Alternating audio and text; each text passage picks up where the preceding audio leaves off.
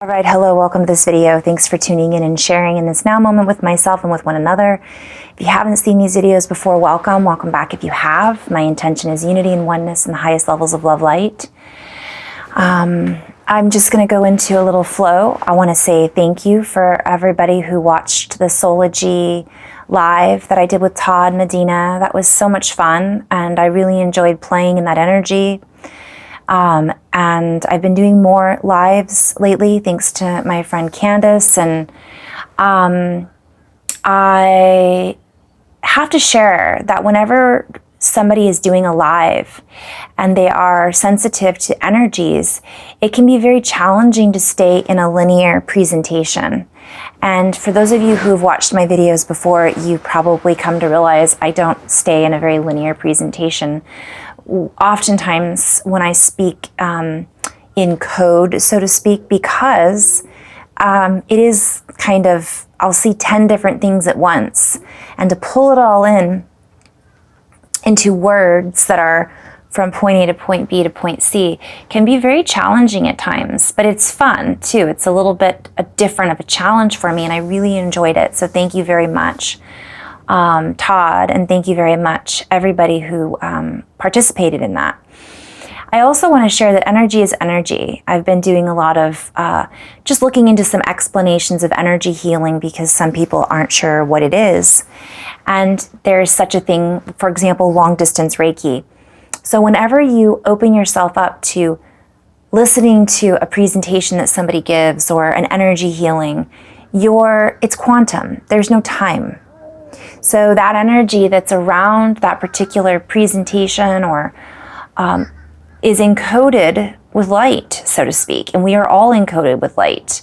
And many of us are learning how to play more in that field of awareness. One of the biggest messages that I had that came through is really lately is don't limit for myself. Remember, play. And I say this a lot, get into the heart. We're being invited not to limit ourselves by our beliefs, by our perceived limitations. And many of us are being invited just to step out and share the truth of our enjoyment. And our enjoyment might be dance, it might be song, it might be art, it might be science, whatever it is. And we're being invited to collaborate with our brothers and sisters who are in that same frequency. And the other thing I wanted to share is just because you're in the same frequency with someone one week does not mean that you necessarily might be in the same frequency with that same person the following week. Things are constantly flexing and changing, and many of us are really being asked to let go of the need to harness our relationships. This can be our relationships with any structure, belief system, relationship in general. So our relationship with food and our belief around food, maybe that has shifted for us. It could be around religion, it could be around communication, and it could be around a friendship. And because we're not necessarily aligning with that person in that moment, and we may have different beliefs that we've given value to and harnessed, if you will, and I'm going back to that because that's what I've been told, just to let go of those. It is about what we're feeling. It's about how we're feeling when we're interacting with that person, when we're interacting with that television show, when we're interacting with that coworker. It doesn't mean we just walk away and ignore them in mid-sentence because we're not vibrating at the same frequency, but it does mean that it's okay to take a break sometimes, whether it be from a teacher or, and when I say take a break, we walk away in peace. We just go for a walk. We ask for some alone time. We plot out some time for us to come back to our own centered awareness, because if something isn't vibrating where it feels like it should be, that's a sign that we might be missing something, or it might be a sign that we're not missing something, and our antennae is saying, this isn't where we need to be at today, and not feeling guilty about it. So if we do this from our hearts, and we do this from a place of no expectations, not expecting the other person to react a certain way, or a particular situation to have the effect that we thought it would. And I know I'm speaking very vaguely here. I am talking a lot about relationships, but this could be a job as well. It might be that we need to take a week off, to recuperate, to regroup, so that we are able to find our balance. It might be that our favorite game or favorite television show that we've been watching for the last 5 years has no interest to us anymore. This is a very vague example, but that's kind of what's happening across the board. All of a sudden, from my perspective, certain foods don't taste good to me anymore that I absolutely loved for a really long time. Now, I'll share on that note, it is important to do the gut check. Have I done a parasite cleanse? Have I done a liver cleanse? Am I in a habit pattern where my stomach and the biodome, I guess, in the stomach is in balance? Because sometimes it can be parasites that are messing with our taste buds. But having said that, sometimes it's just everything is different.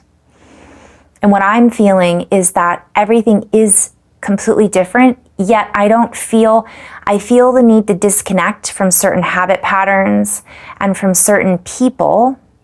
However, I'm not completely cutting that off, because I know from within my heart that this is temporary. And then in some situations, though, if it's obviously a relationship or a friendship or a work situation where there's endangerment or very hostile situation, that's a completely different story. That goes back to being in our sovereignty and saying, this is not for me. This can be people we follow on Instagram and Facebook, and people that follow us. And I don't even like to use the word follow. It's been so ingrained in our habit patterns. I'm still kind of coming to terms with Facebook and Instagram and everything. Even though I've been on YouTube for a while, I always kind of want to just take off that button for thumbs up or thumbs down, because truthfully, it's not about following and it's not about leading. It's just about being and holding space to be the flower that I was talking about in my previous video, the flower, being in flow. It's not about how many likes or dislikes or, and that's something that I think in time will also be fading. More and more people will find that isn't a necessary part of their lives. It's more about the message. It's more about connecting. And it's more about recognizing that if somebody doesn't like something, we don't have to go and make them, if we don't like something that somebody is saying, if we're giving them a thumbs down, is that really from a heart-spaced place? Is that really from a place of, truth? Because that isn't a way of communicating in the most positive way. And I think many of us have become so used to hearing other people's opinions and thinking that other people's opinions matter.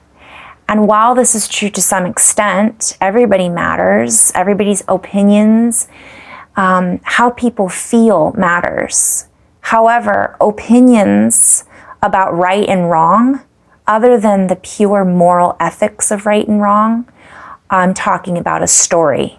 This is right and this is wrong. These details are right, these details are not accurate. Unless it's coming from a factual place that you're looking right at, 2 plus 2 is 4, for example, even though we could argue with what are numbers. But what happens is people get into this pattern of needing to be validated by other people's opinions. And we want sometimes people to listen to our opinions because we feel like that makes us more validated, valued, and worthy. And if we say somebody gets a thumbs down, that means we're speaking our truth. And that may be true. I've never, ever thumbs downed anybody's video unless it was hostile and extremely mean and just completely unethical. And that's it. That isn't a matter of my opinion. I've watched many people who I don't agree with, but that doesn't mean I dislike, which is something that we're being really invited to start operating from.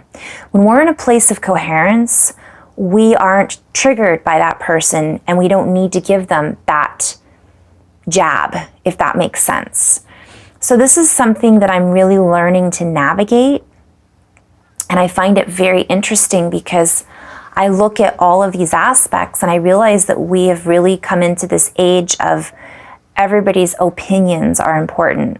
And that would be untrue because not everybody has a right or wrong opinion, if that makes sense. Meaning somebody has an opinion based on their own filtration and belief system, based on where they're coming from. And an opinion is different than a feeling about something, if that makes sense. So unless we're out there hurting other people's feelings, and then we could go even into a deeper layer, there's this layer of people's feelings getting hurt because they're placing an expectation or a boundary on somebody else, which by doing that, it makes them feel more in control and it makes them feel more valued. So there's kind of this whole interconnected pattern. And I'm seeing this playing out a lot on social media, which until I started just going on social media more, I hadn't really noticed. And now I'm recognizing these patterns. And I think many of us are, and that's why so many people are wanting to move off of the mainstream platforms. I'm just kind of flowing with it and looking at this from a perspective of, is me giving that value a distraction? Is that pulling me out of who I really am and feeding value to an opinion, which is a belief about something, which may or may not be true, but in that, and we may disagree with that a year from now. And then if we look back on that and go, wow, I really reacted strongly to this other person's opinion. If we take a step back, we're really being invited to see an opinion is not who that person is. What people are learning and speaking about is not who they are. Sometimes it's a process that we're all going through. And the more we can hold space for other people to process and not be in a place of judgment, AKA thumbs down, can we do that? Is what I'm really being guided to talk about. Because what I'm also hearing is that if there is that space of that lower frequency, people are using that as a form of, again, of control. I have the right to dislike this particular video or story or piece of history or thought or opinion. And by me doing that, it gives me power to speak my truth. But then again, we're being invited to recognize what is our truth and what is our belief around the truth. And it's a little bit what I keep saying, it's the sound behind the sound.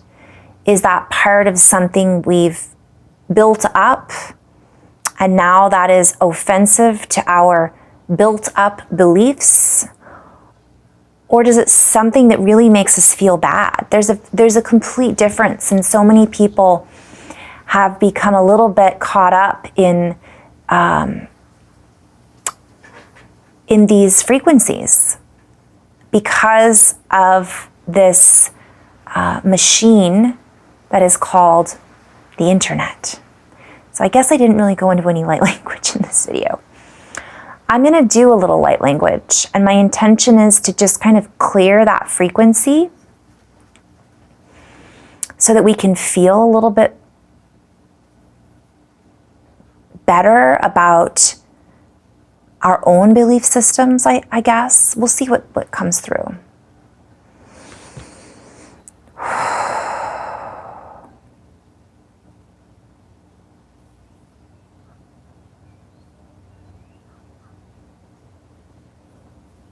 Mea washta kuna atena. Kina akua het ena o uahana ea. Kiawa nea makuno ea. Yino kuno e te te awaha uaha. Kune e te amakuno esta ki tama anihan ok una. Inna moku e henna ku este kina. And until we can come into a space of valuing one another, seeing one another, seeing through the facade of right and wrong, seeing through and hearing through the facade of a particular accent associated with a particular lineation, a particular lineage, we must hear each other in equal sovereignty, in equalness, with the full objectivity, ability to be in a place of mutual appreciation. For when we are truly in a place of do no harm, we understand the deeper meaning that allows us to feel into our field and whomever, whatever it is that we are communicating with. For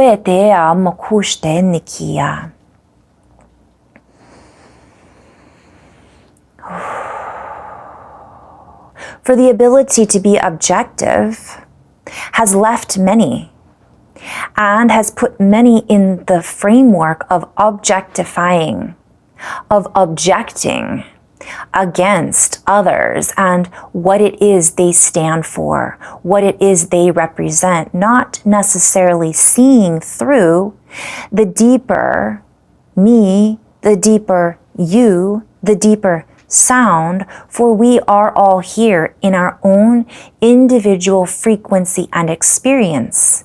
And we may choose by tuning into or not tuning into a particular person, a particular frequency, a particular structure, and that is what gives us our power and sovereignty in creativity and fusion.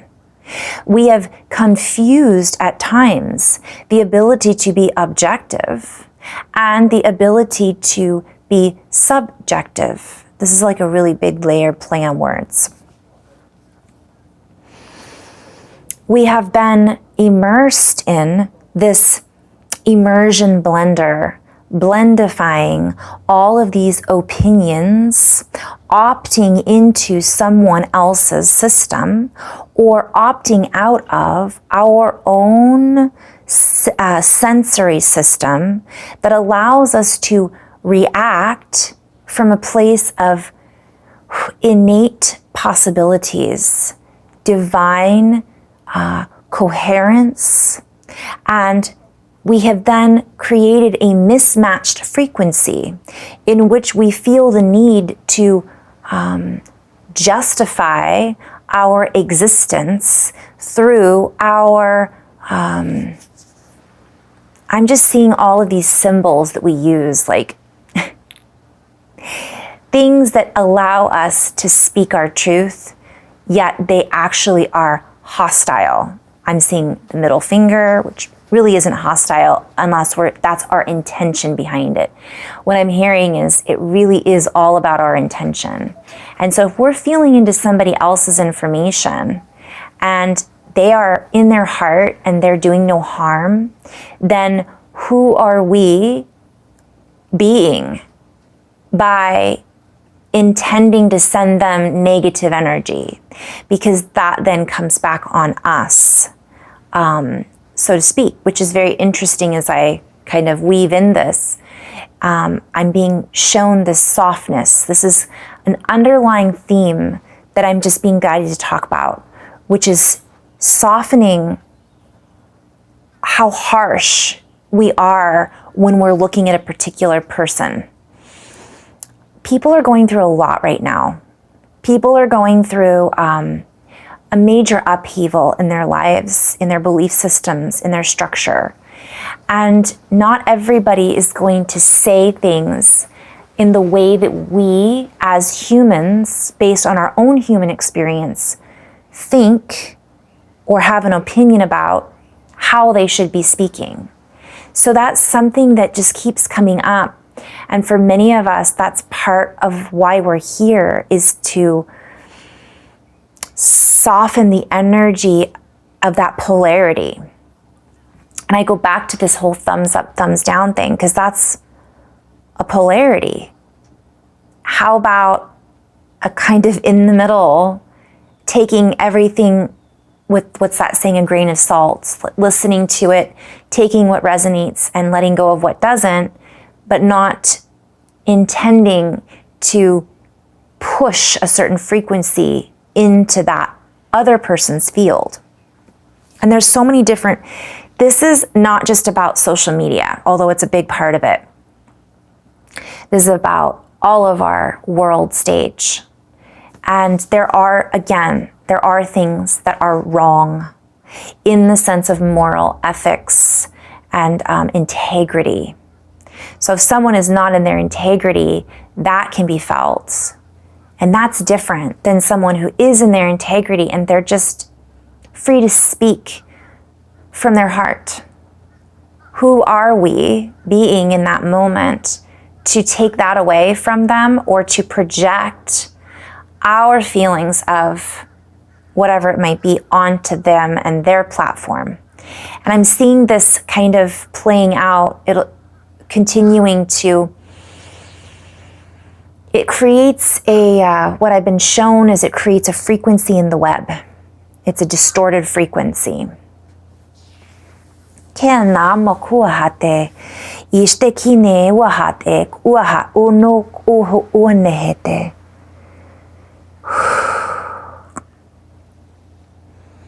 For many are revealing themselves in their own way.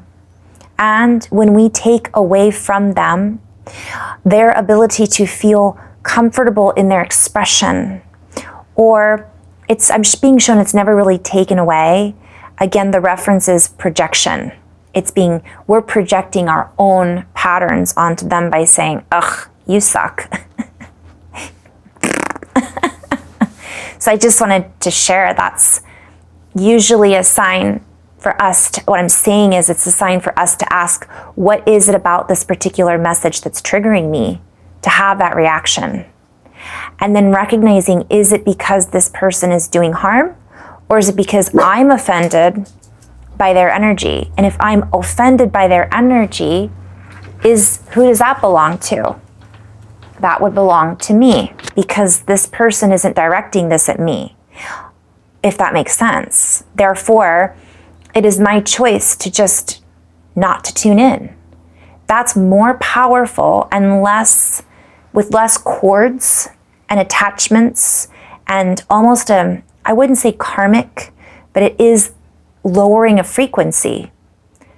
And if we're continuing to play in that isn't a 5D energy.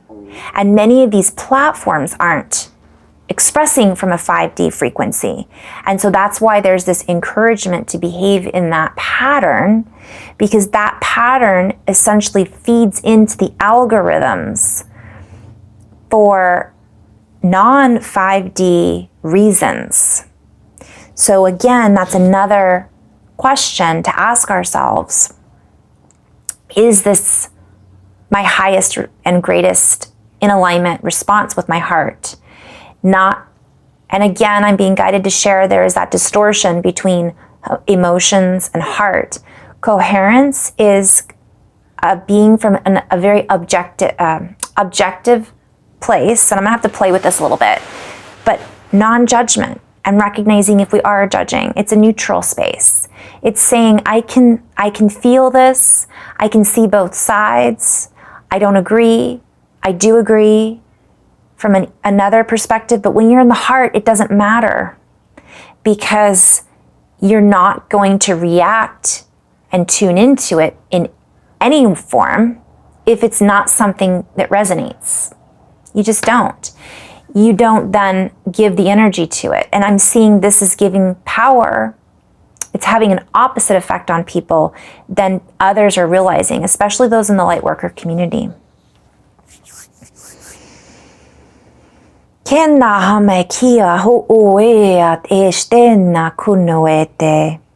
For if we are not open-minded and open-hearted about the languages, about the color variations of the world, how can we seek to blend with our brothers and sisters who are from other dimensions, dimensional existences?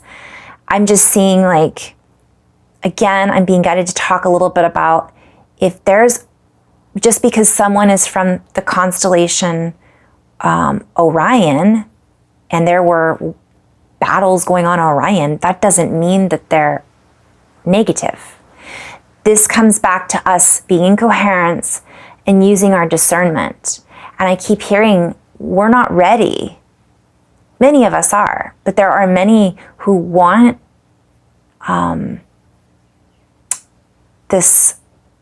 our star brothers and sisters to show up. But they're still in the process of judging their human brothers and sisters. What happens when a star brother or sister shows up and we're not in our discernment, we're not in our coherence, we're not in our place of sovereignty? Then that only continues. So part of this is us learning how to not react to those things. And if we feel like we need to share our own truth, doing it in our own integrity, again, not projecting it onto somebody else's journey. Because we are all co-creators and we are creating. Whether we acknowledge it or not is up to us. And how we're doing it is up to us.